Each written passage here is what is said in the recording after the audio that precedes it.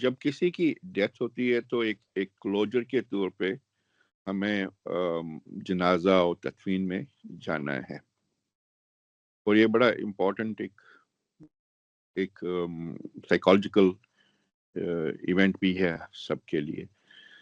مگر ہمارے ہاں رائج ہے کہ عورتیں نہ جنازے میں جائیں گی نہ تدفین میں جائیں گی. آلدو آسٹریلیا میں تو اب جاتے ہیں، مگر پھر بھی اٹ از اسٹل پریویلنگ. اور اوبیسلی ہمارے ملکوں میں تو یہ بالکل ہی ایک حد تک بین ہے. عورتیں کلوجر نہیں ملتی ہے عورتوں کو ہمارے عزیز اقارب جب گزر جاتے ہیں. جی ہاں.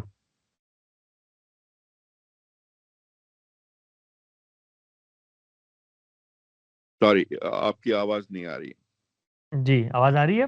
ہاں اب آ رہی ہے. جی. اس کی جو وجہ ہے وہ بعض آثار و روایات ہیں جن کی بنیاد پر یہ غلط فہمی پیدا ہوئی کہ وہ اگر نکل کے اس طریقے سے جائیں گی تو اس کو ناپسندیدہ شمار کیا گیا ہے.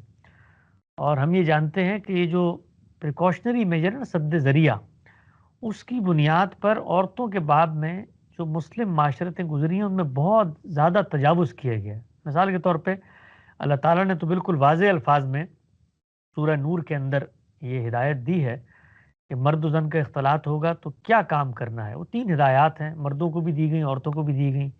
اور اس کے بعد جو پریکاشنری میجرز ہیں، سد ذریعہ اس کو کہا جاتا ہے، اس کے لیے بھی خود قرآن نے کچھ چیزیں بیان کر دیں. لیکن مسلمان وہاں پہ رکے نہیں.